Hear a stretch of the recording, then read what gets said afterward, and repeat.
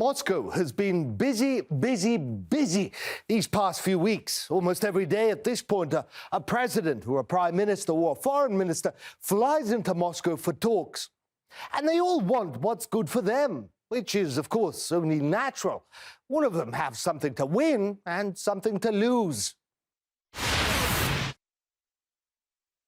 Take the States. American officials hopping back and forth Putin's phone calls with Biden. This is about more than just Russia and Ukraine.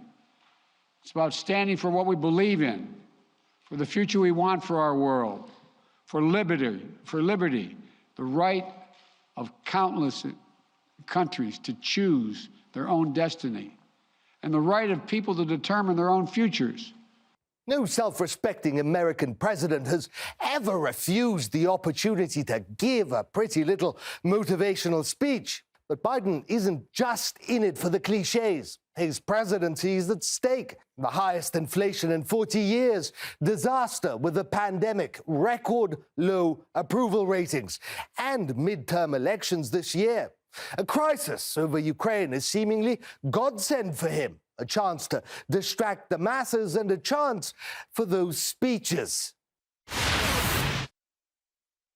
Great Britain has led the crusade, if a hysterical crusade, against Russia. The British media has been second only to the Americans in the number of invasion dates that they have set and were missed. Well, it's still the case that an invasion could be imminent, and it is highly likely.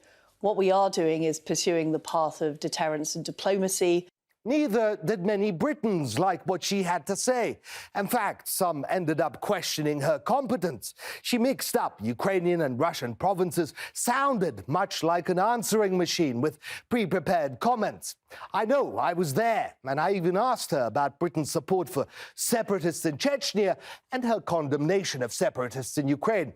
Her answer was, I don't want to talk about it. Thank you for your visit, Foreign Secretary.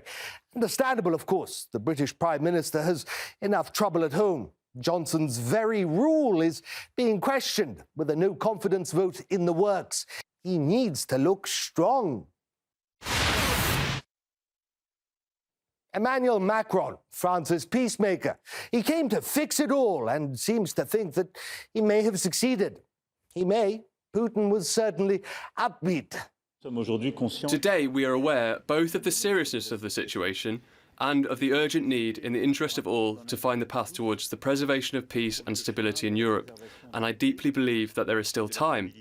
The historical and strategic dialogue that we have built together over the last few years can help, and it is in this context that we have indeed decided to meet today in Moscow. Of course, he has other motives too. Not that he doesn't want peace, but he wants a cherry on top. He hasn't forgotten about Britain and America backstabbing him over Australian submarines. But it's more than that. Chancellor Merkel is gone. France has assumed presidency of the European Union. What better time to replace Germany as the top dog in Europe? All he has to do is show his skills. Show that France is a significant weight on the international stage. Show that the world, even Putin, listened to him. And of course, Berlin.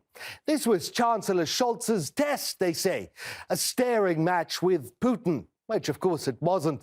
Germans are generally a pragmatic lot. They prefer negotiations rather than speeches. The diplomatic options are far from exhausted.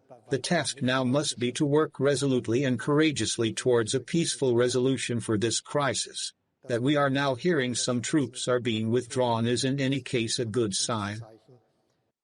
Scholz has established himself as the new chancellor. He was tough, he was frank, and he wants an end to the endless comparisons between him and Angela Merkel.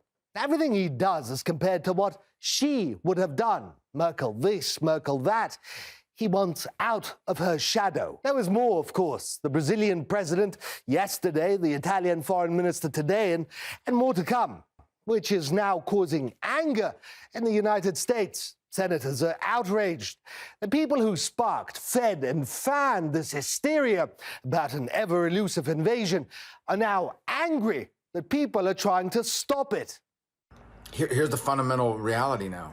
Every day you got another global leader. Today it's the president of Brazil. Yesterday it was, Germany.